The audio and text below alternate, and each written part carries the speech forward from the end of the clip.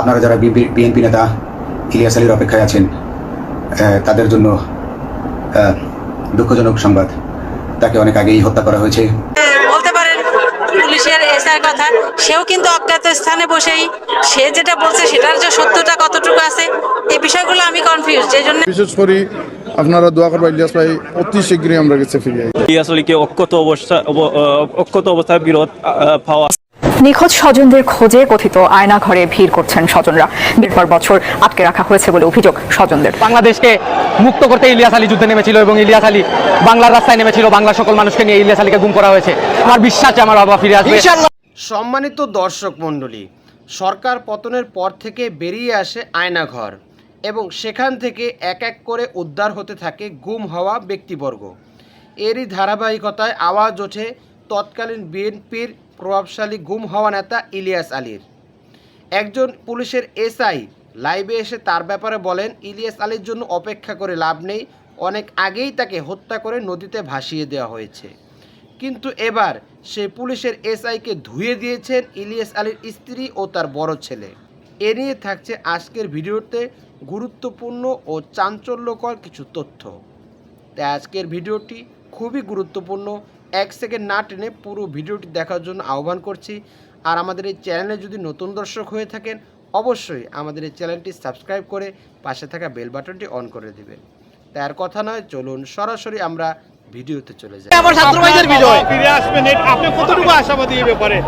আমি অলরেডি আপনাদেরকে বলেছি এবং আমি গত 12 বছর ধরে বলে যাচ্ছি আয়নাঘর আমার বাবার ফিরে আসা নিয়ে আমরা কতটা আশাবাদী। এবং আমি এখনো দাঁড়িয়ে আলতাফ আলী পার্কে দাঁড়িয়ে বলতেছি বাংলাদেশ আজকে স্বাধীন হয়েছে। আমার বিশ্বাস যে আমার বাবা ফিরে আসবে, ইনশাআল্লাহ। আমার বিশ্বাস ইলিয়াস আলী ফিরে আসবে আপনাদের কাছে। ইলিয়াস আলী এই বাংলাদেশ দেখতে চেয়েছিল, এই বাংলাদেশ দেখার জন্য ইলিয়াস আলী যুদ্ধ করেছিল। এই বাংলাদেশ পার্শ্ববর্তী দেশের কন্ট্রোল এবং পার্শ্ববর্তী দেশের যেই চাপ এবং পার্শ্ববর্তী দেশের যেই ক্ষমতা দখল, এই ক্ষমতা থেকে পার্শ্ববর্তী দেশের ক্ষমতা থেকে বাংলাদেশকে মুক্ত করতে ইলিয়াস আলী যুদ্ধে নেমেছিল এবং ইলিয়াস আলী বাংলার রাস্তায় নেমেছিল। বাংলার সকল মানুষকে নিয়ে ইলিয়াস আলীকে গুম করা হয়েছে।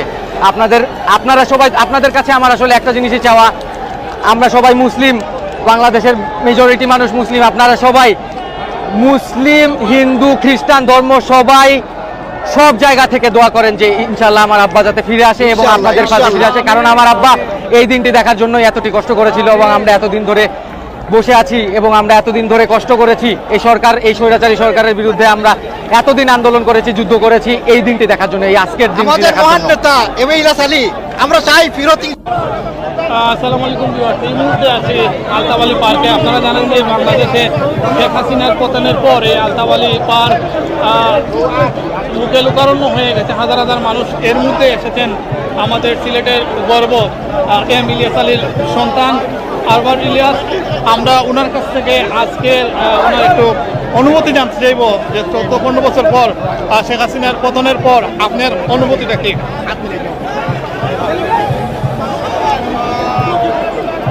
আমার অনুভূতি আমি আসলে এখন আপনাদেরকে বলে বোঝাতে পারতেছি না। আমার অনুভূতি আজকে আসলে বাংলাদেশের কোনো মানুষেরই অনুভূতি আজকে বলে বোঝানো সম্ভব না। বাংলাদেশের মানুষ এই রক্তপিপাসু স্বৈরাচারী সরকার থেকে যে মুক্তি পেয়েছে, এর যে কি খুশি এটা আপনারা আলতাফ আলী পার্কের আশেপাশে মানুষকে দেখলেই বলতে পারবেন। আমার বাবা আজকে দীর্ঘ 12 বছর ধরে নিখোঁজ। আমি আসলেও আপনাদের সাথে এখন কথা বলার মুহূর্ত বা কথা বলার অবস্থায় নেই, কিন্তু আমি এতটুকু বলতে চাই যে এই সরকার গত 15, 16, 17 বছর ধরে যেভাবে বাংলার মানুষকে দমিয়ে রেখেছিল এবং যারা বাংলাদেশের পক্ষে কথা বলেছে, যারা বাংলাদেশের পক্ষে কাজ করেছে, যারা বাংলাদেশের পক্ষে যুদ্ধে নেমেছে, তাদের সাথে বেইমানি করেছে এবং তাদেরকে অত্যাচার করে তাদেরকে বিভিন্ন জায়গায় মানুষকে গুম করে রেখেছে, বিভিন্ন জায়গায় মানুষকে খুন করেছে। পুরা বাংলাদেশের মানুষ, হাজার হাজার মানুষ গুম হয়েছে। আর খুন কত মানুষ হয়েছে, আসলে লাখ লাখ মানুষ খুন হয়েছে। ডকুমেন্টেডই আছে, অনেক মানুষ খুন হয়েছে, documented. International news report, international human rights organization দ্বারা ডকুমেন্টেড হয়েছে।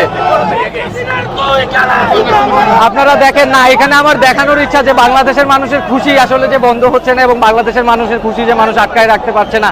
বাংলাদেশের প্রতিটা মানুষ আজকে আবেগ আপ্লুত। বাংলাদেশের মতো জায়গায়, আয়নাঘরের মতো জায়গায় মানুষকে বন্দি করে রেখেছে। আমার বাবা ইলিয়াস আলী গত 12 বছর আগে 12 বছর ধরে তিনি নিখোঁজ। বিভিন্ন ধরনের মানুষ বিভিন্ন জায়গায় বলেছেন যে তিনি আয়নাঘরে বন্দী আছেন। আয়নাঘর থেকে যারা বেরিয়ে এসেছে তারা পর্যন্ত বলেছে যে এম ইলিয়াস আলী আয়নাঘরে বন্দী আছেন। আমাদের দৃঢ় বিশ্বাস আমার বাবা জীবিত আছেন এবং আমার বাবা আপনাদের কাছে ফিরে আসবে, আমাদের কাছে ফিরে আসবে। এই স্বৈরাচারী সরকার, স্বৈরাচার ওদেরকে বললে এখন কম হবে, স্বৈরাচারী খুনি সরকার, এই শেখ হাসিনা আজকে দেশ ছেড়ে পালিয়ে যেতে বাধ্য। সম্মানিত দর্শক মণ্ডলী, এতক্ষণ যাবৎ আপনারা ইলিয়াস আলীর স্ত্রী ও তার বড় ছেলের কথা শুনলেন। আসল বিষয়টা হলো ফ্যাসিস্ট সরকারের আমলে যখনই ফ্যাসিস্ট সরকারের বিরুদ্ধে কোনো ব্যক্তি কথা বলেছে বা তাদের গোপন চুক্তির কথা ফাঁস করে দিয়েছে, তখনই তারা তাদেরকে গুম করে ফেলেছে। এরই ধারাবাহিকতায় বিএনপির তৎকালীন প্রভাবশালী একজন দেশপ্রেমিক নেতা ছিলেন ইলিয়াস আলী, যার জনপ্রিয়তা সকল মহলে সমাদৃত ছিল, যিনি সকল মহলের নিকট একজন অতি প্রিয় ও পছন্দনীয় ব্যক্তি হিসেবেই পরিগণিত হয়ে গেছিলেন। তিনি একমাত্র ব্যক্তি ছিলেন যিনি আওয়ামী লীগের বিরুদ্ধে সোচ্চার হয়ে প্রতিরোধ গড়ে তুলতে সক্ষম হয়েছিলেন। তিনি একমাত্র ব্যক্তি যিনি ভারতের সাথে বাংলাদেশের গোপন চুক্তির কথা মিডিয়ার সামনে তুলে ধরেছিলেন, যিনি অকুতভয় একজন বৈপ্লবিক নেতা হিসাবে সকলের নিকট জনপ্রিয় ছিলেন। এমন একজন নেতা যদি জীবিত থাকে তাহলে কখনোই যে আওয়ামী লীগের পায়ের তলায় মাটি থাকবে না, এই বিষয়টি আওয়ামী লীগ খুব গভীরভাবে উপলব্ধি করতে পেরেছিল। তাই তারা এই সিদ্ধান্তে উপনীত হয়েছিল যে এমন ব্যক্তিকে কখনোই নিজের বিরোধী দলের গুরুত্বপূর্ণ পদে রাখা যাবে না। তাকে কি করতে হবে? তাকে তুলে এনে গুম করে লাপাত্তা করে দিতে হবে। যখন সরকার তখন তাদের যে সিদ্ধান্ত সে কাজ, তারা তাকে তার বনানীর বাসার সামনে থেকে তুলে নিয়ে গুম করে ফেলে। এরপরে তার স্ত্রী অনেক খোঁজাখুঁজি করেছে ইলিয়াস আলীর জন্য, বিভিন্ন বড় বড় মন্ত্রণালয় সহ বিভিন্ন এমপি মন্ত্রী, এমনকি তৎকালীন সাবেক প্রধানমন্ত্রী শেখ হাসিনার কাছে পর্যন্ত গিয়েছেন, কিন্তু কোনো লাভ হয়নি। এমন দেশপ্রেমিক ব্যক্তি, যেরকম দেশপ্রেমিক সেনাবাহিনী পিলখানায় নির্মমভাবে তাদেরকে হত্যা করা হয়েছিল, ঠিক একইভাবে দেশপ্রেমিক ইলিয়াস আলীকেও বাঁচতে দেওয়া হয়নি, তাকেও হত্যা করে ফেলা হয়েছে। এটাই পুলিশের এসআই দাবি করেছেন। কিন্তু এবার ইলিয়াস আলীর স্ত্রী তিনি একদম নির্ভয়ে, একদম মন থেকে তিনি বলছেন পুলিশের এসআই যে উনি যে মিথ্যা কথা বলবে না, এর কি যুক্তি রয়েছে। আমরা আশাবাদী উনি ইলিয়াস আলী আবার ফিরে আসবে। এ বিষয়ে আমরা এর চেয়ে বেশি কিছু বলতে চাই না। অন্যদিকে ইলিয়াস আলীর ছোট ভাই যুক্তরাষ্ট্র প্রবাসী, তিনি আমরা দেখেছি তিনি বুখারী শরীফ পড়িয়েছেন, মিলাদ দিয়ে দোয়া করিয়েছেন ইলিয়াস আলীর জন্য এবং সকল জনগণের কাছে এই আহ্বান করেছেন, এই দোয়া চেয়েছেন যে ইলিয়াস আলী সুস্থ রয়েছেন, তবে অসুস্থ, তিনি চিকিৎসাধীন রয়েছেন। অচিরেই ইলিয়াস আলী ইনশাআল্লাহ আপনারা দোয়া করবেন আমাদের মাঝে ফিরে আসবে।